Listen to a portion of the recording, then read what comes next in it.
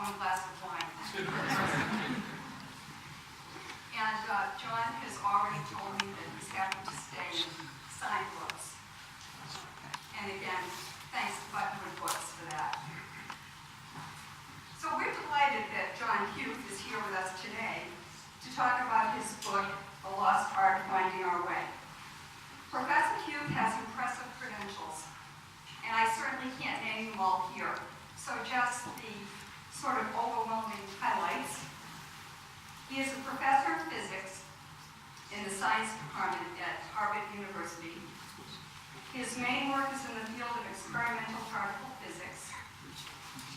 He is a member of the Atlas Collaboration at the European Center for Nuclear Physics, or CERN, and participated in the discovery of the Higgs boson, the so-called God particle. Professor Huth also teaches a class on primitive navigation at Harvard, and his book, The Lost Art of Finding Our Way, is an outgrowth of this course. For me, one of the joys of reading is learning about the world. For this reason, I enjoy reading The Lost Art of Finding Our Way, as I learned so much about how our early ancestors navigated through their environments before GPS, the compass, and cartography. And if I had to pick just one of the most interesting things I learned, it would definitely be that our iconic American author, Samuel Clemens, took his pen name from his experience as a pilot on Mississippi steamboats. The phrases, by the mark, or by the deep, derived from the British Royal Navy standard for marking lead lines. Mark Twain is a reported a depth of 2 fathoms. So, in the spirit of the stimulation and wonder, as well as the pragmatic benefits of a survival skill set that result from learning about the world, I'd like to share this brief book review by Robert J. Mayhew, which was published in the Times Higher Education. He writes, Huth's exuberance shines through. He makes gadgets in his garage and narrates adventures at sea. Huth's is a book filled with joy about what we might term the everyday mathematics of living on the earth. Huth is concerned that we may have become desensitized to our physical environment because of technology, such as smartphones and global positioning systems, which do the work of plotting and route finding for us. To live in what Huth dubs the bubble created by such devices is to lose not only our wonder at the world, but also a bundle of precious survival skills. To be able to find our way in the world is to reconnect with its value and a virtuous spiral of environmental awareness. Please join me in welcoming John Huth.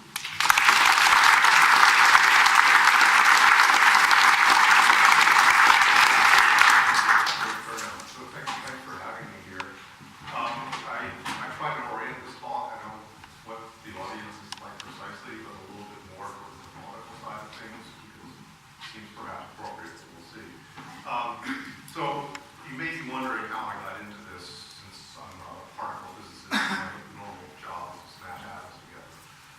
So I'll give an introduction to that in my own personal experiences. So I do a lot of sea kayaking now. In fact, if you're reversing rapids here, I play a lot. I can Little Harbor too, which is a great experience. But back in 2002, 2003, I was just starting to do sea kayaking, partly because I went to fish off of the place where we stayed in Cape Cod. And, okay, so part number one of the experience was interesting. In 2002, we stayed at a house we rented on an island called Royal Cranberry Island off of Mount Desert. I rented a sea kayak and paddled around the area, got kind of familiar with it. So I had a mental map, a cognitive map in my head, roughly what the area was like. The next year, 2003, I went back with my wife. We rented the house. I rented a recreational kayak. And again, went out, except the woman who rented the kayak was out of compasses and was out of maps. But I figured since I've been around, I kind of had an idea of what the area was like in my mind. So here's a little chart of Lower Cranberry Island. The house was here in Islesford, and I set out one day to do a little circumnavigation going around here. This little spit here covers up at high water and mostly uncovers down at Baker Island. And I was going to go around. So I was halfway across this embayment when fog started to roll in, very thick fog, and I hadn't thought through a game plan at that point. And if you look at the psychology of people who are in survival situations, sometimes they'll just shut down and have a very rigid idea of what must be true and just bullheadedly go after that. Other people will have this tendency to kind of open up their minds, be expansive, and just look all around them, take things in without making judgments about them. And the latter survive. The big concern is there's nothing but ocean out here, and so if I paddled in the wrong direction in the fog, I'd really be in trouble because I'd just be this speck on the sea that people wouldn't be able to find me. There are a lot of stories that that's been happening. So as the fog was rolling in, I noticed the direction of the wind, which was out of the southeast. I noticed the direction of the swells, which were running out of the southwest. And this beach here has rather large rounded boulders about the size of a football. And when the waves crash up against it and the water recedes, it makes this kind of grinding noise. It's very loud and distinctive, so I could hear off to the northwest that sound. So the fog closed in, and this might not look like anything, it's just white, but it actually is a photograph of Islesford in the fog, and you can see almost nothing. So it was like a complete blank out of fog. And I was able to use the wind and the swells and the sound of the surf crashing as a natural direction, set of directions, a natural compass, if you like. And this is about 2 miles across, so I was halfway through it and paddled the additional mile in about 20 minutes. I noticed that the waves were crashing on the shoals both directions. So the waves were wrapped around both ways around the side, and I could see the waves crashing on both sides. So I knew where I was, even though I couldn't see land. It was so foggy that all you could see was something maybe 20 feet away from me. And then I paddled out past the breakers, and then I could see the lobster buoys, and the incoming tide created little wakes, little V's that I could follow around the island, and I made it back fine in one piece. Okay, well that was thing one. Thing two, this was 2003 also. It was a number of months later, and it was Columbus Day weekend, and I suppose I had to learn my lesson from that experience. So I went out paddling again from my house in Harwichport, and again I noted the wind direction and the direction the waves were going. It was a sunny day when I went out, but the fog rapidly closed in on me, but now I sort of knew what I was doing with the wind. And so I paddled along the shore, and every so often I would get blanked out and I couldn't see a darn thing. But I just knew that I could use the wind, which was running out of the southeast, and point my kayak north, and I would hit land, and then I could sort of handrail my way back to my house. And I actually had a good time because I felt like I was in control, that kind of thing. Pulled up the kayak, had a shower, went to the movies with my kids, had dinner, and the next morning I went out paddling again, and it was bright and sunny. And the harbor master has this boat, which is sort of like a floating police cruiser, and he's motoring by me, and all of a sudden turns on the sirens and these flashing lights, and in effect I was pulled over, and I didn't understand why. So I asked him what was going on, and he said, "Have you seen two girls kayaking?" I said, "No." He said, and I said, "Where were they from?" He said, "Well, they left yesterday from Ayers Beach," and Ayers Beach is about a quarter mile from where I went out, and they left at about 3 o'clock in the afternoon, which is when I went out. And it was sunny when we left. The fog closed in after paddling for about 20 minutes or so. So these girls were lost, and there was a massive search and rescue mission that was going on at the time. I saw the helicopter, the Coast Guard helicopter, going up and down the Nantucket Sound for the rest of the day. They found, the Coast Guard found their girls' 2 kayaks lashed together but empty, and the search continued to the next day. They found the body of one of the girls, and the body of the other girl was never found. So I guess a couple weeks later, I was walking down the beach right past the place where the girls had departed, and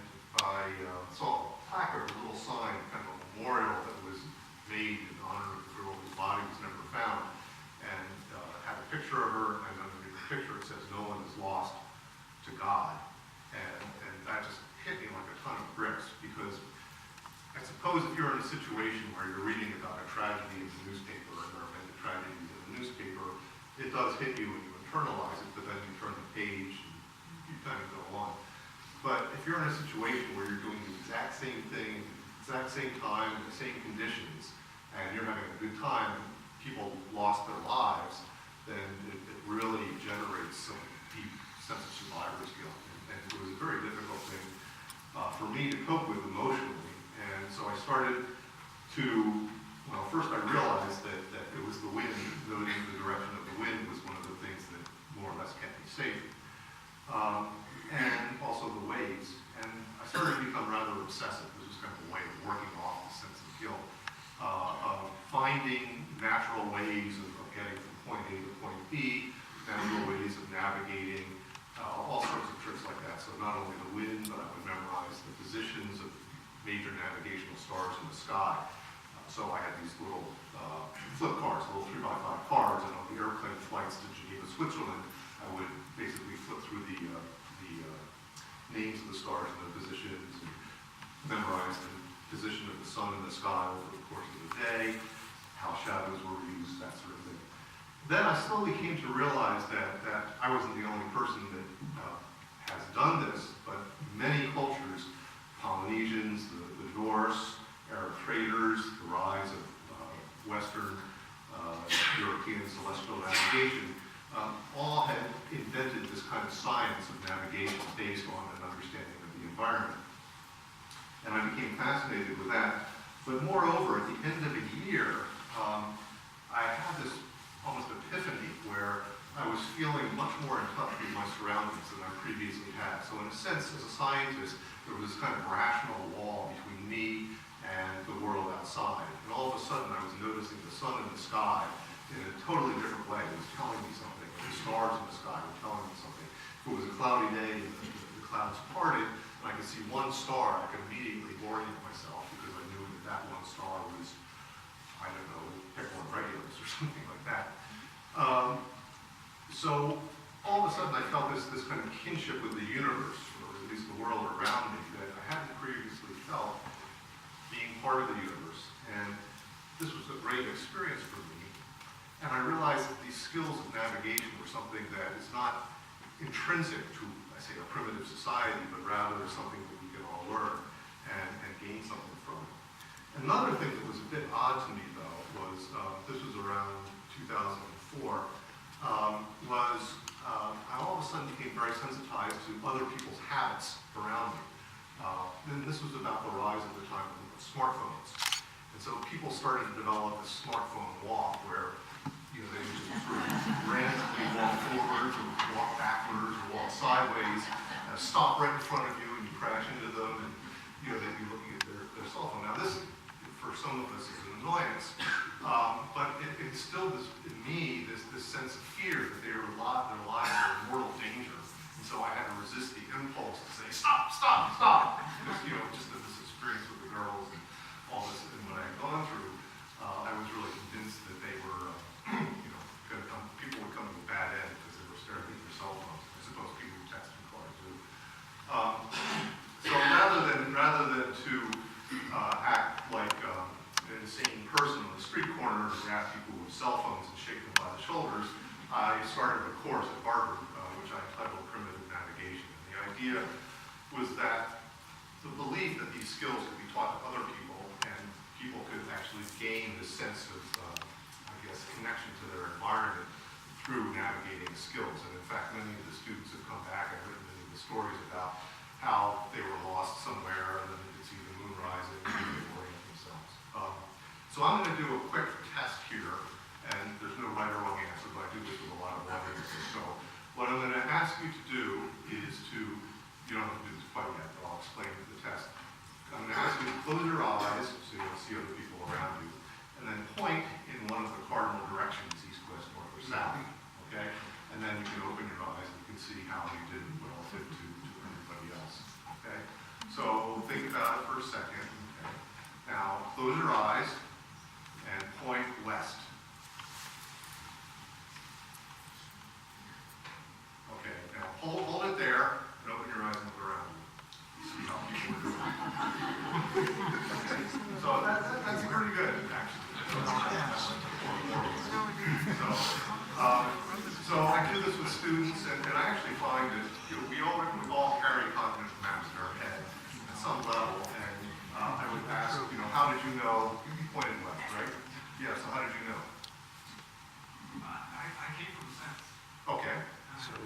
languages in space.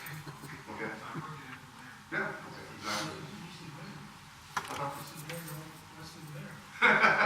East is there, west is there. So the point is we have this map of our surroundings already in our head, and it helps us find directions. But when you're in an unfamiliar area, there are other environmental clues that you actually use, like the rising sun, for example. So the word for east in many languages, Indo-European languages, Latin, Greek, is both east and rising.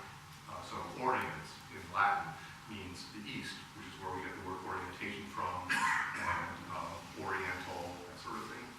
And in many of these Western European languages, north is for left, because if you're facing east, which is kind of a primary direction, because this is where the sun rises and you orient yourself to the rising sun, then north will be on your left. So you can already see buried in our language, in the etymologies of languages, that we have this idea of how to orient ourselves from the environment built in.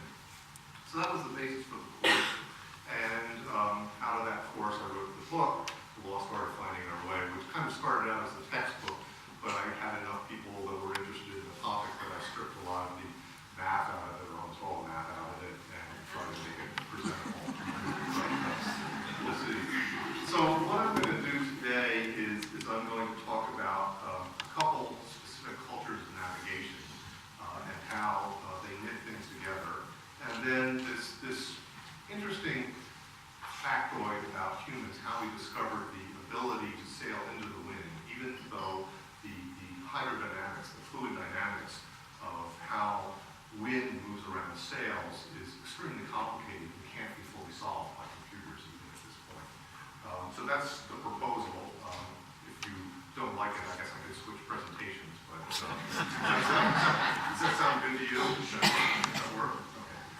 So one of the things that I discovered was that there are cultures of navigation, which there's no one clue that keeps you safe when you get from point A to point B in a strange environment. And as you can see, when I was kayaking across that stretch in Maine, I was using both the wind and the swells and the sound. And so those three things together helped me keep my direction, and I had a sense of place, and the fact that I would arrive at these shallows where I would see the waves breaking. So I'm going to describe to you the Polynesian schema for navigation, which involves multiple environmental signs. So let me say a little bit about the Polynesians. Here's a map of the equatorial Pacific. This is 20 degrees north, 20 degrees south. And there is a group of people known to archaeologists, the Lapita culture. And they lived in the Bismarck archipelago from about 32,000 years ago, roughly until 1600 BC, and sailed just around this area within sight of land. But around 1600 BC, they found a way to sail into the wind and started making hops out of sight of land, first to the Santa Cruz Islands, to Fiji, to Samoa, to Tahiti, and the Marquesas. And this set of hops took about a few thousand years. And then they developed the ability to sail incredibly long distances and would make jumps from, say, Tahiti to Hawaii, which is 2,500 miles, roughly around 1000 AD, and from islands like Samoa and Tonga down to the North Island of New Zealand, which is also about a 2,000-mile journey. So they developed some very sophisticated techniques in being able to find their way. They also came further back, looped around back to the west, to the Gilbert Islands and the Marshall Islands. And I'll talk a little bit about the navigational tradition in the Marshall Islands. Around 1300 AD, there was a time when the horizons contracted. And this may be because of resources, that they were just cutting down all the trees and they didn't have enough trees for canoes. We don't really know.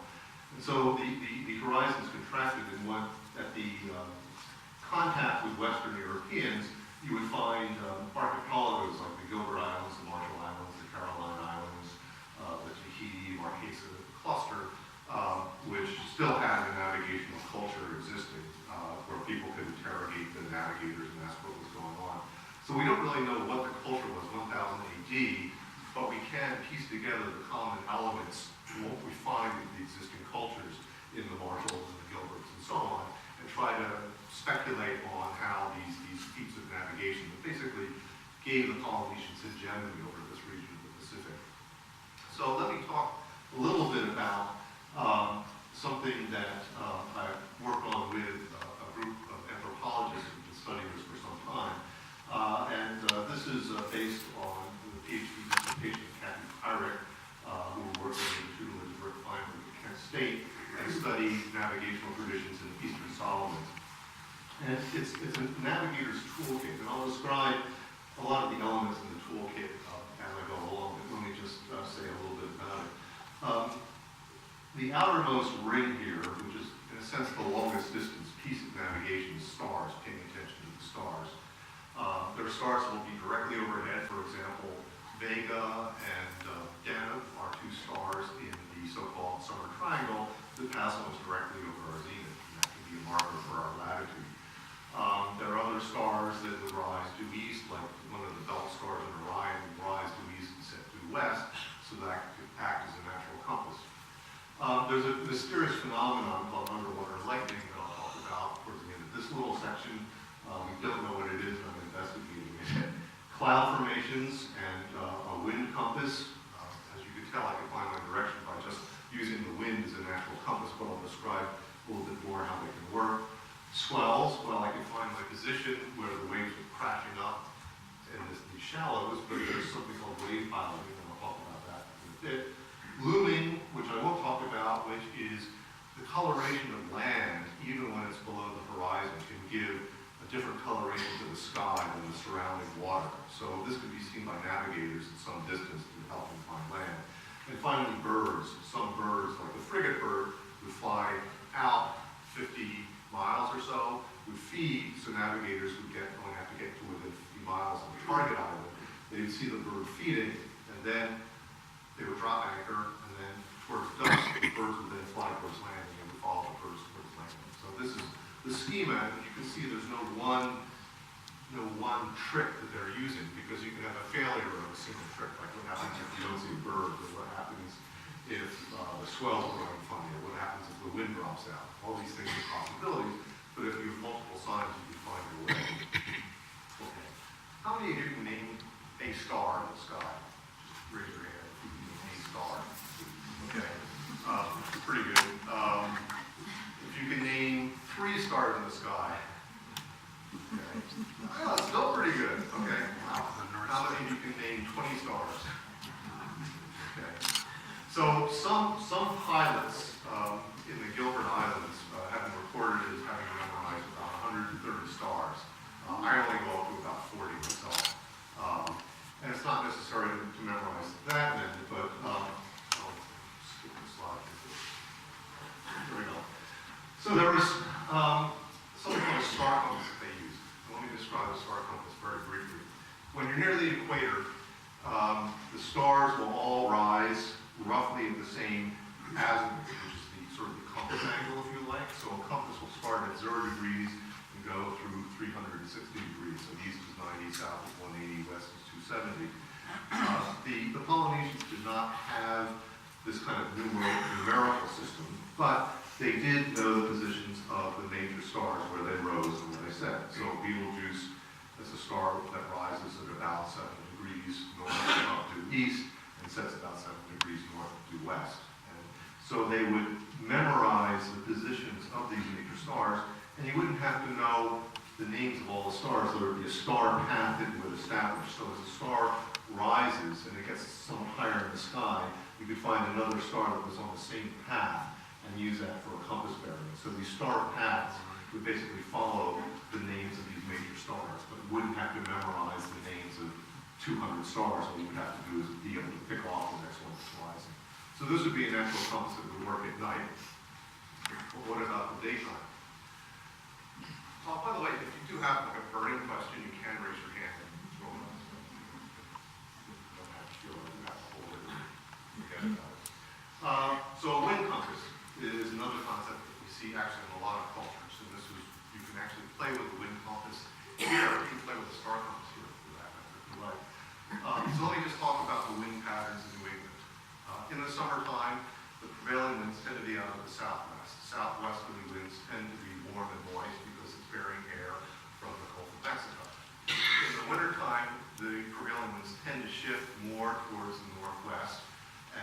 tend to be cold and dry because they're taking continental air over a long distance. So here you have two different characters associated with winds from two different directions.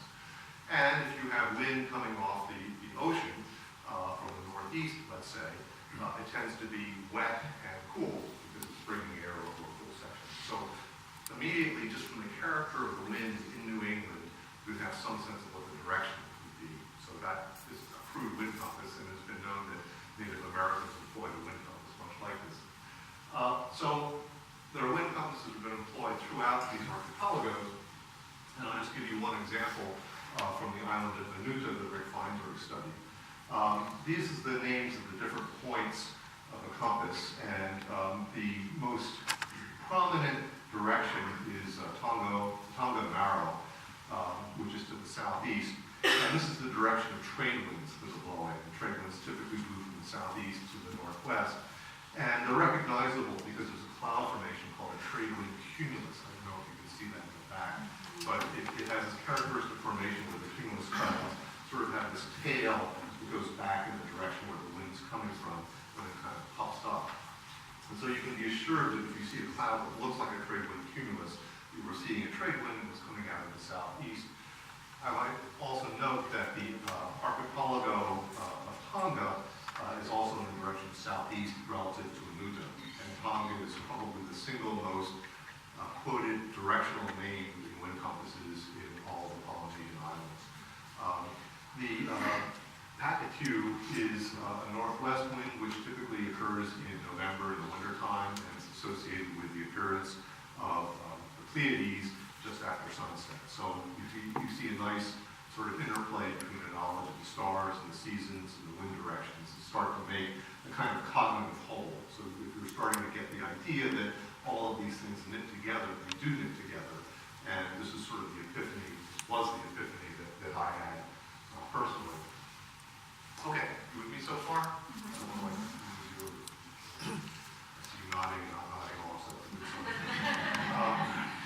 Okay, so this was an interesting puzzle. There was a German, when the Marshall Islands were under the rule of the Germans, there was a bureaucrat who called himself Captain Winkler. I don't think he was actually a captain, but he called himself Captain Winkler. And he lived on some of the islands in the Marshalls, and he saw these funny stick figures that were made out of palm fronds tied together, and they had these funny patterns that he couldn't figure out what they were. And he would ask people what they were, and they all shied away, like you were sort of stepping on somebody's toes, like there was some mojo or some magic that you were interfering with by asking this, so don't go there. But over time, he got to be friendly with some of the people and slowly broke down their secrecy, their cloak of secrecy, and found out that these were stick charts that were used as wave maps. So they would actually say something about the patterns of waves in the Marshall Islands that would allow navigators to get from one point to the next.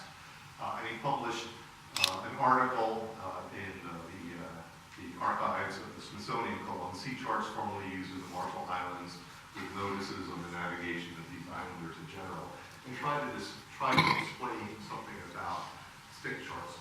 So I'm going to try to give you some idea how they did it, and I actually employ these tricks myself when I'm out kayaking, just because it's fun. And let me tell you that there are parts of the ocean that have a unique fingerprint of waves due to shoals and reflections off of islands and refractions.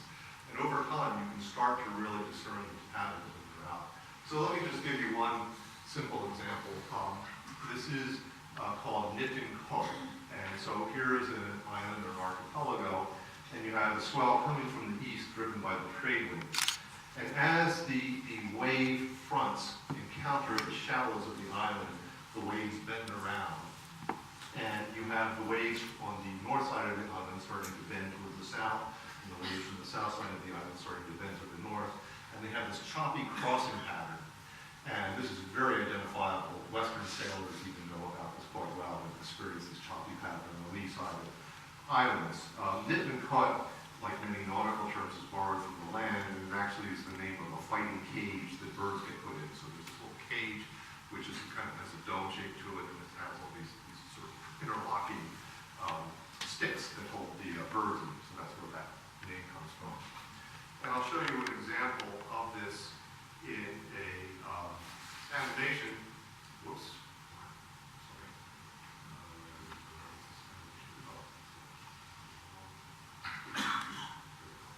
Okay, so here is a representation of an archipelago in a computer simulation, and here are waves that are coming, and they encounter the shallows, and you see the waves bend around, and you also get some reflections coming back here. Okay, so you see this crossing pattern in the lee, and you see a region here where the waves are getting reflected back almost in the same direction, and they're keeping the pattern. And here, they're getting reflected at a 45-degree angle, and you're getting some sort of a hash pattern in the reflections. So you can imagine if I plopped you in any of these places by looking at the incoming swell and the reflected swell and the interference, you could probably figure out where you are. So this was the subject of study by a guy that I'm currently working with named Joe Huth, who got his PhD from the University of Hawaii. And he worked with a gentleman named Captain Corinne Joel, who's seen here, holding his version of stick charts, and here on a vessel that they did. And I worked with Joe because I have some understanding of physics, and Joe knows Marshallese, and interacted a lot with Captain Corinne. His grandfather taught him wave piloting in the Marshall Islands, and he's trying to revive the tradition. So there are a lot of the traditional elements that he was learning, and Joe reported on. So I'll give you another example. If you're in the lee of an island and the waves break, you may just get sort of a shadow behind that island. And if you've ever been in rough waters, a lot of times you'll just duck behind the lee of an island for safety. So that's obvious, I hope, some of you. And then in other cases, you may get these reflections that are going back. And as you probably saw in the previous slide of the animation, you could get this pattern where the waves would be, the outgoing waves would be parallel to the incoming waves, and that has the name Jura and Acme, which is like a kind of a breadfruit picking pole that is seen on land. And here is Kaj and Rojek, which is a crossing pattern. Now, it was interesting because I was out with Joe Gentz and talking with him. He said that what he did was he went out with Captain Corinne, the subject of his study, and they had a group of oceanographers with them. They went out on a boat and had Captain Corinne explain what he was seeing. And they also had wave buoys, so these sensitive buoys that allegedly tell you what the waves are doing. They can sense a tsunami, this kind of stuff. Okay? So when they went out to see the reflected swells, the wave buoys didn't detect them, and Joe didn't detect them, and the oceanographers on board couldn't detect them. They couldn't see them. So I saw Joel at a conference, and Joe showed me the video with where Captain Corinne was pointing at the swells here, and so I took a copy of my laptop in my hotel room. I stared at it a bunch, and I could see the reflected swells because I'm so used to being on the water in a kayak that I noticed this thing. And so I went down the next day and I showed Joe this on the video, and he said, "Yeah, okay, I see it for the first time." It was kind of interesting that I was able to see it and the ocean buoys didn't. He also was suspicious of Captain Corinne, and what he did was Captain Corinne went into the bunk to sleep, to take a nap, and Joe told the crew to just motor out as fast as they could to a position that was about 30 miles to the southeast of the island, in this region here. And then when Captain Corinne woke up, he got up on board, and Joe said, "Okay, where are we?" And so the guy moved around and said, "We're here," and Arno, which is the island that they were coming from, was right there, was pointed exactly in the right direction as where the island was. So this is kind of the acid test that he was really reading the waves properly. So that was rather remarkable.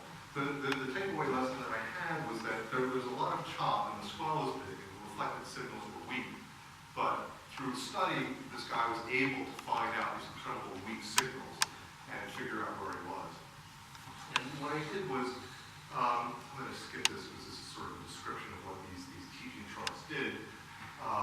But this is how they were tied together, and each of these different features were represented as the possibility of having different swells hitting the island from north, south, east, or west, and the crossings meant certain things. Here's a computer simulation that I did of the Marshall Islands.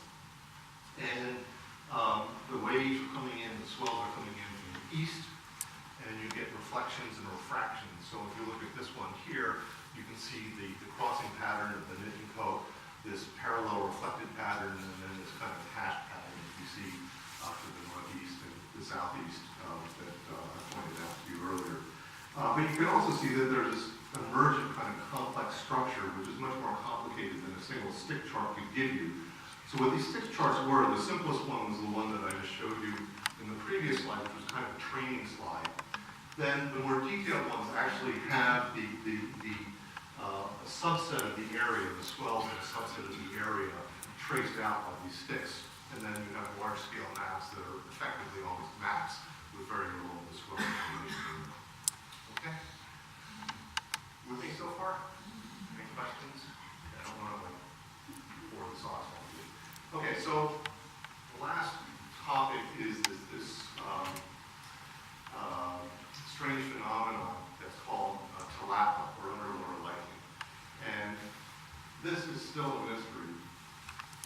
What the navigators would report, or have reported in the 1970s, was that, say 100 miles out to sea, they would see a flash of light underwater that looked like lightning and would point in the direction of land.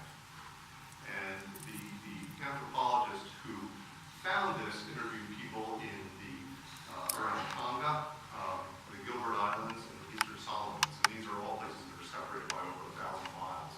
So there was almost certainly no communication among the navigators, and yet they reported the same phenomenon. So the question is, what on earth could you have that could flash underwater that point in the direction of an island? And the navigators that he interviewed, David Lewis is the name of the anthropologist, they all had this concept that it was different from the normal bioluminescence you would see in the wake of a canoe, or if you did a paddle in the water. So some of you may have seen this when waves crash on the beach. You'll get bioluminescence where you see the waves actually kind of shining, or if you run along a beach as low tide, you get these kind of flashes. That's from animals called dinoflagellates. So I wondered if this was some kind of a bioluminescence, and I talked to an expert in bioluminescence at Harvard named Woody Hastings. And I gave him the literature and I explained this phenomenon of underwater lightning and how the navigator said it wasn't this bushiness that you see in waves crashing. And he said, well, when fish start in dinoflagellate-rich water, will make a flash, like underwater lightning. So I said, well, that's interesting. So he took me into his little side laboratory and showed me these big flasks full of dinoflagellates and squished them around, and they had this amazing light associated with them. So I decided to make a little test. He gave me a little starter kit of dinoflagellates, and he figured they would probably die about 3 days later. But I learned how to culture them in my basement, so I put together these Erlenmeyer flasks. I got a big one of these pressure counters, that you used to, can peaches or asparagus or something like that. They're kind of a 4-man's autoclave. And I got a, what do you call these things? Grow lights that were timed to circadian rhythms. So it was 12 hours on, 12 hours off. And then what I do is I asked one of the guys at Harvard to devise a long plexiglass trough, about 3 meters long. And we figured out a way to pull a little segmented fishing lure through this trough. And so the idea would be I would then grow 3 liters or 4 liters of dinoflagellates, put it in this trough, and draw this segmented fishing lure through, and see if it actually looked like, to our eyes, what was underwater lightning. So this was, according to my wife's amusement, I had these 3 flasks of dinoflagellates growing in the basement, and dinner guests would come over, and I would invite them downstairs to see the test, squish the glass, and so on. So what I'm going to show you now is a little video of this very test that I did.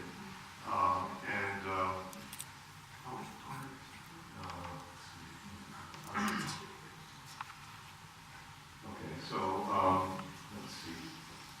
This unfortunately is a little jumpy here. You'll have to just go over the jumpy. So this is the class. I brought them into Harvard.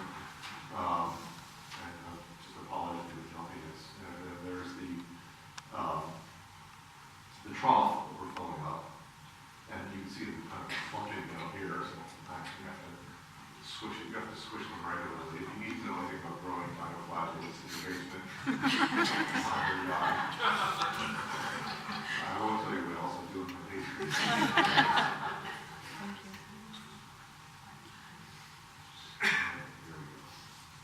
Okay, so there you see them. You can they actually look, when they're just flashing on their own, they'll spontaneously flash, and they look like little electrical sparks. But then when they're subjected to a pressure wave, which is what happens when a fish swims through them, they will emit light in response to the pressure wave. So you can see Wolf here, he's just showing what the fishing lure does, pulls it through the trough. And so we put them there, and I had at times that the night cycle was about noon. So we poured this in about 10, 11 in the morning, turned off the lights, let them sleep, went back with the camera. And this shows, it's a little jerky, but it shows what it looks like.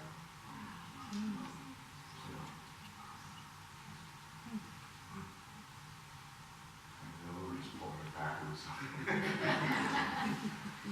I guess I have to slow it down there so you have no idea what it looks like. So, in my eyes, it looked what I thought underwater mugging looked like, and at least it's the first step. And I'm actually working with another anthropologist to see if we can go out with imaging equipment and try to see if we can catch it in action, because you can see it.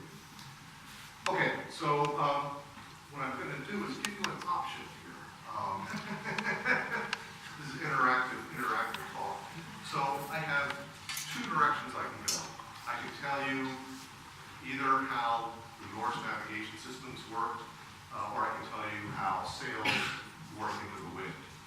One's going to be a little bit more scientific than the other, but so I just wanted to kind of get a feel, because I think I'm not going to have enough time to do both, so I can talk to you about it. So we'll do, how about we do it democratically and have a vote? Vote, it's not split, but, okay, so Norse schema would be the first option, and then how sails work into the wind would be the second one. So how many people vote for the Norse schema? Okay. How many people vote for the sails?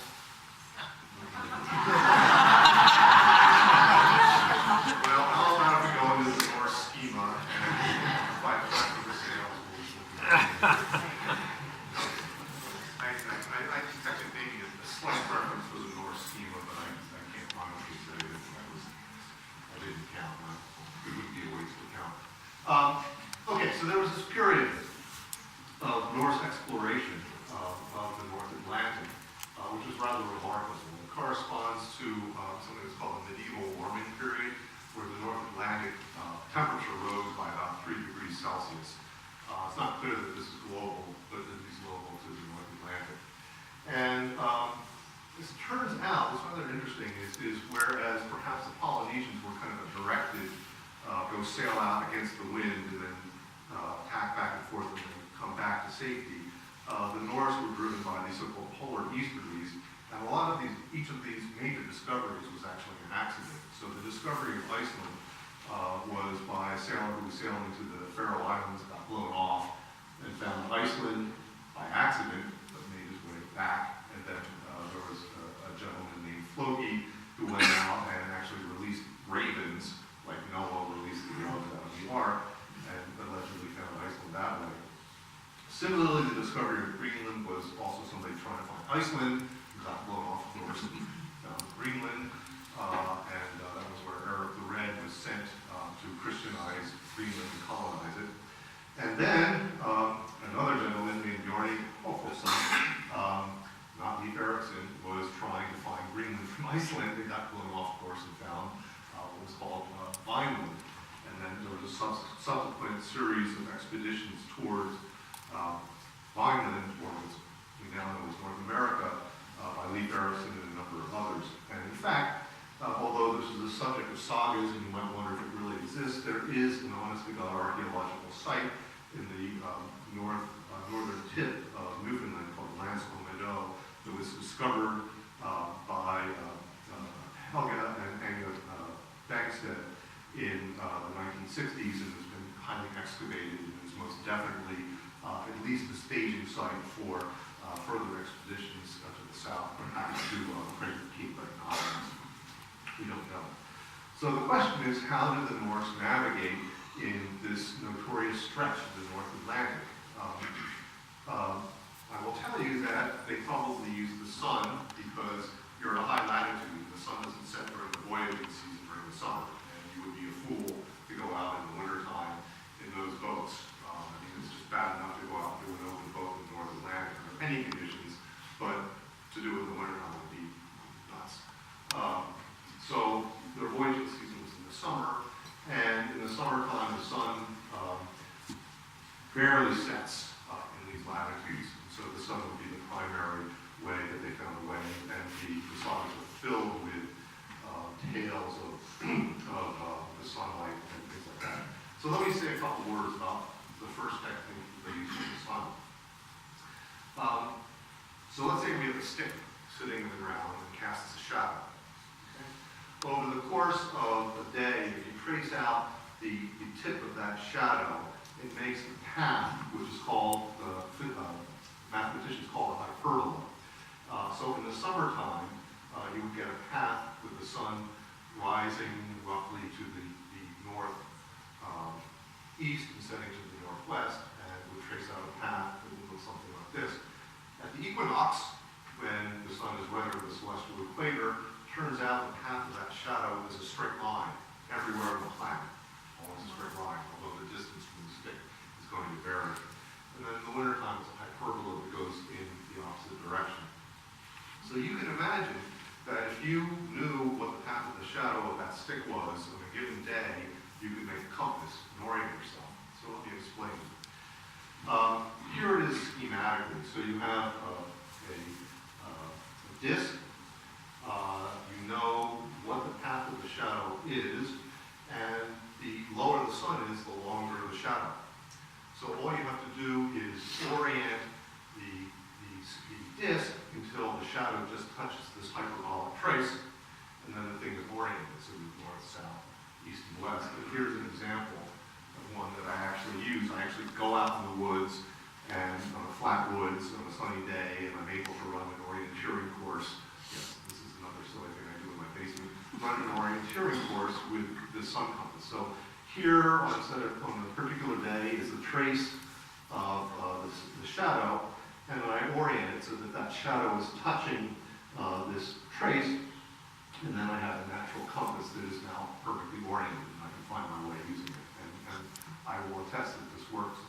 So this trace, this path of the shadow doesn't change much over the course of a few days.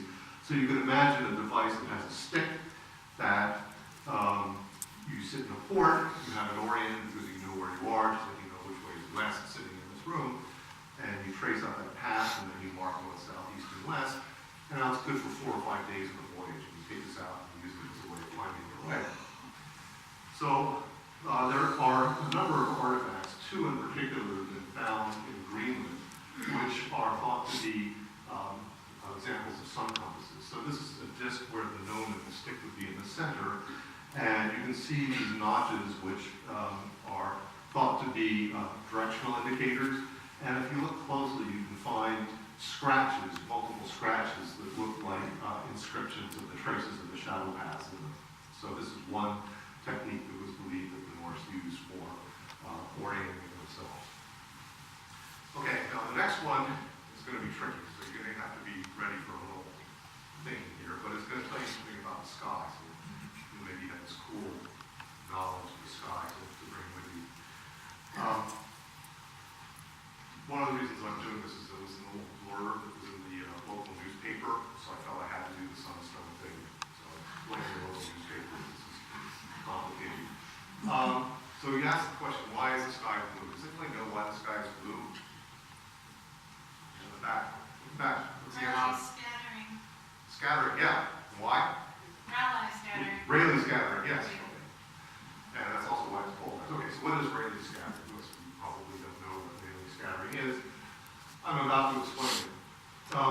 So on average, the blue light from the sky is coming from a single scatter off of a very small atom, an atom that's smaller than the wavelength of light. And so when that happens, in that condition when there's a single scatter off of a particle in the sky that's smaller than the wavelength of light, the scattering preferentially is in the blue. So that means that the light that you're seeing is off of a single scatter. The sunlight has all the colors, but blue scatters the best.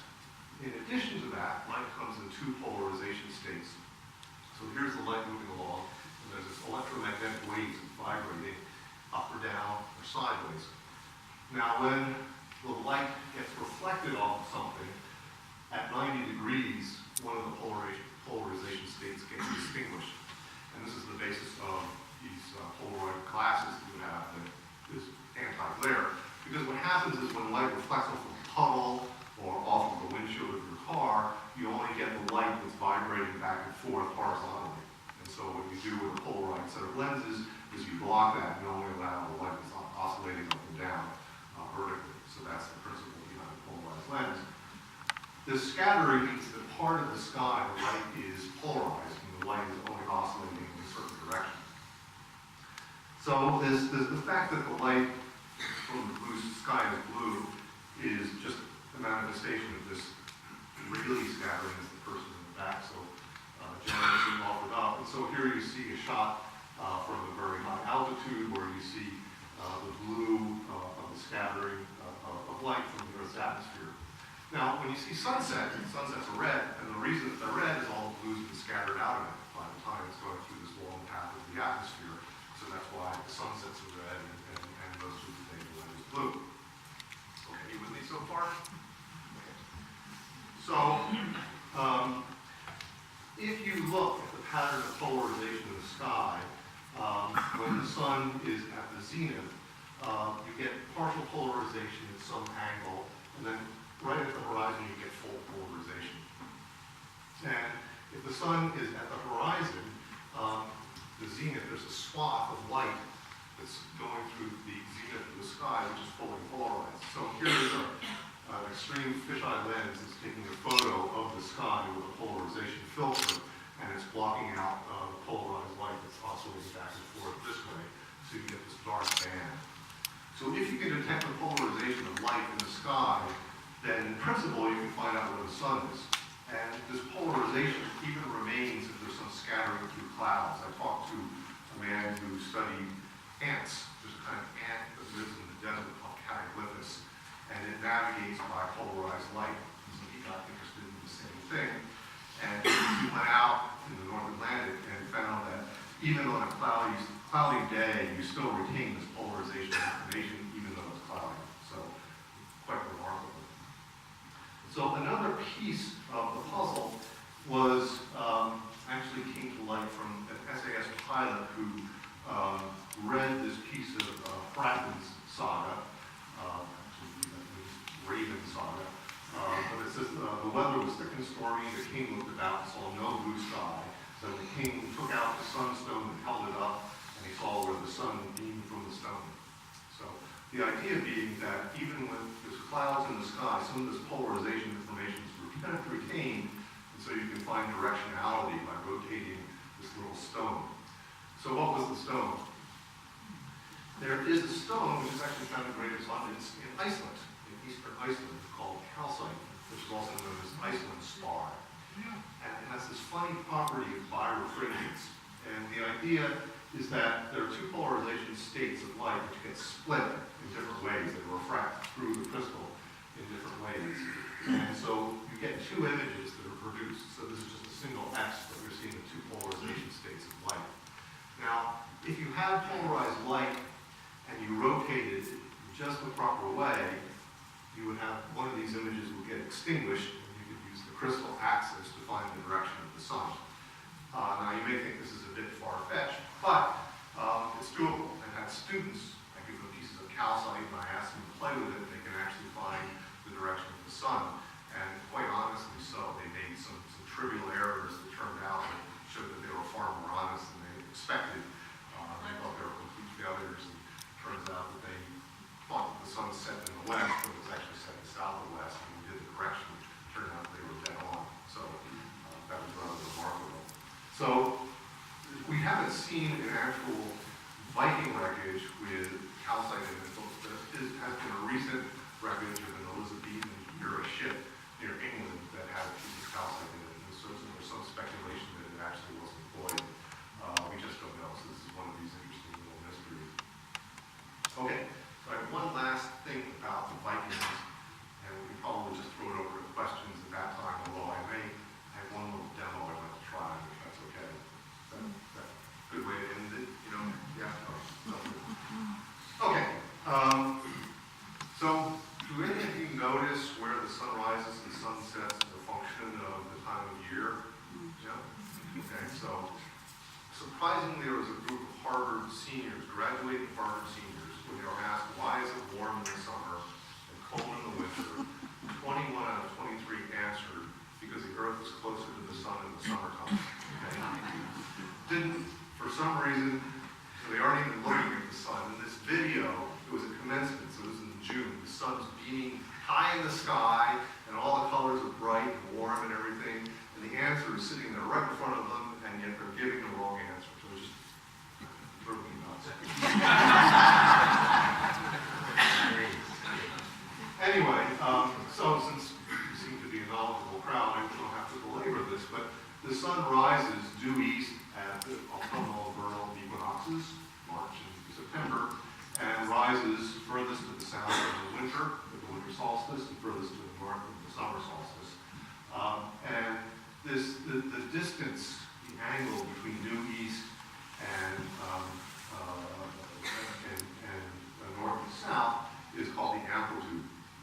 And so the maximum amplitude, the maximum swing, you'll see depends on your latitude. So if you get north of the Arctic Circle, the sun doesn't set in summertime, it's always set in the wintertime.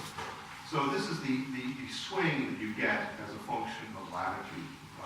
Here you see around the equator, it's about 23 degrees. If you go to Boston, 42 degrees. The maximum amplitude, the maximum swing, north of due east and south of due east, is about 32 degrees, which is significant. I see this all the time. And it gets much higher as you go up toward the Arctic Circle, and eventually, of course, you get the sun never sets. And you can make a kind of crude Stonehenge in your backyard. So this is the porch off my house, and this is where the sun sets, December 21st, February 21st, and on the equinox, so that's due east from the house. So it's just a way of finding direction for the sunset. And if you're above the Arctic Circle, of course the sun doesn't set, and here you see the sun grazing the horizon. So this brings me to this piece that you can find in the Saga of the Greenlanders that talks about the sailing to Vineland and what appears to be a little passage about identifying the latitude of Vineland, or this place in North America that Lee Erickson found. But it takes a little bit of a description. Whereas most Mediterranean countries, inspired by the ancient Egyptians, have a 24-hour clock, the Norse had an 8-fold division of the day. And so I'll give you the names of the different days in Old Norse. So mid-90, the symbol was sometimes the TH and sometimes the D, so mid-90, midnight, okay. Ata, which doesn't have a great translation, would be 3 a.m. Mid-morning would be 6 a.m.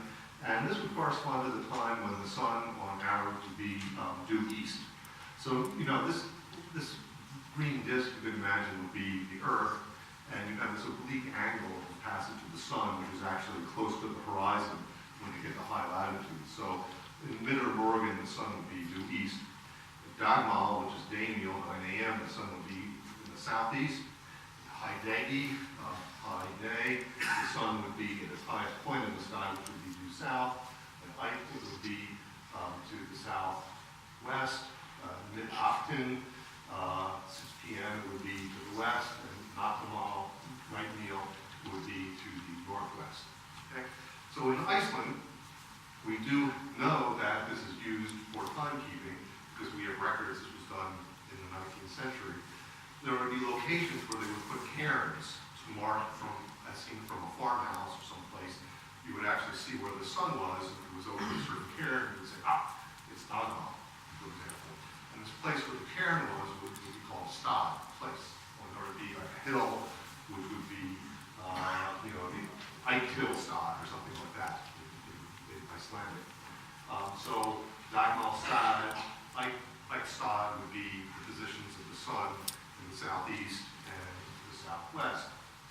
So now this here's a piece of Old Norse from the saga of the Greenlanders. It looks like, what the hell is this?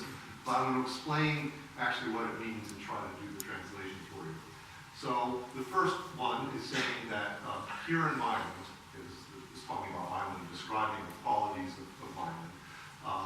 The length of day and night is more equal than in Greenland or Iceland.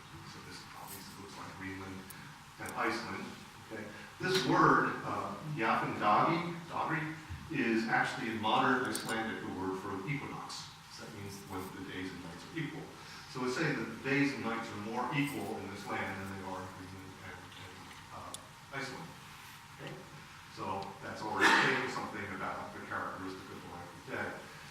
And here, Sol, which is the sun, the Sol passes from between Eichterstad to Daglastad in Skandegi. Skandegi means short days, which is actually the winter solstice, or the short days of the winter time. So what it's saying is the sun rises at 9 a.m. and sets at 3 p.m. in this new land. So what they're doing is the author is going to some length to try to describe the fact that the character of the length of the day is quite different than in Greenland and Iceland, and identify it through the path of the sun over the course of the day.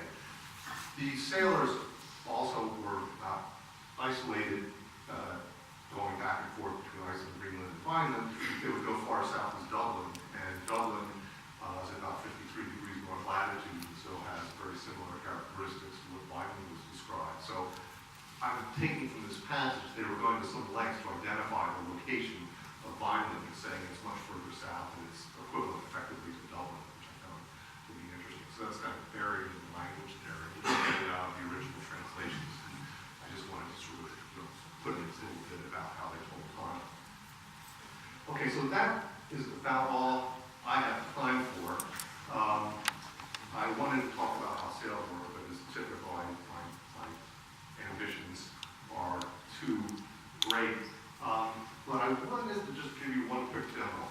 And I wanted to note that humans figured out how to make sails work,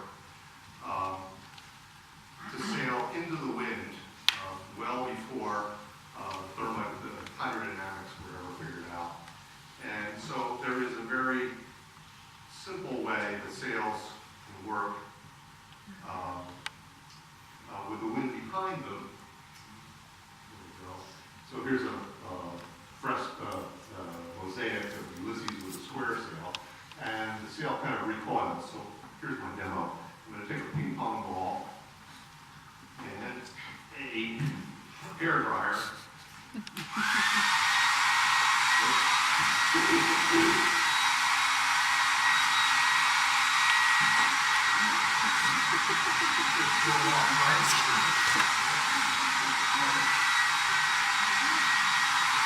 So that's just a reaction. That's just a reaction you get when something is recoiling from wind, and you get this on the side of houses all the time. Now, as it turns out, people figured out within a few hundred years of that how to angle the sails into the wind and make them look like wings. And the idea behind wings is that you get this strange effect called the Bernoulli effect that gives them lift like sails. It allows you to sail into the wind. And so here is a picture of what's called a crab claw sail. It was developed in the Eastern Solomon Islands, where the sail is shaped like a wing and gives it lift and gave the Polynesians the ability to sail into the wind. And Arab traders had a similar scheme where they angled the spar forward and basically tightened it down to form a wing-like shape. And So the difference between that, I'm going to try to go over if I can do that with this ping pong ball, and then I'll take questions, is this Bernoulli lift effect, which is quite different from this reactive effect. So I'm going to put down this, and hopefully what I'm going to do is after a few tries that are unsuccessful, I hope that we'll get a successful attempt to get this thing to levitate in the blast of the hair dryer. Okay, so bear with me while you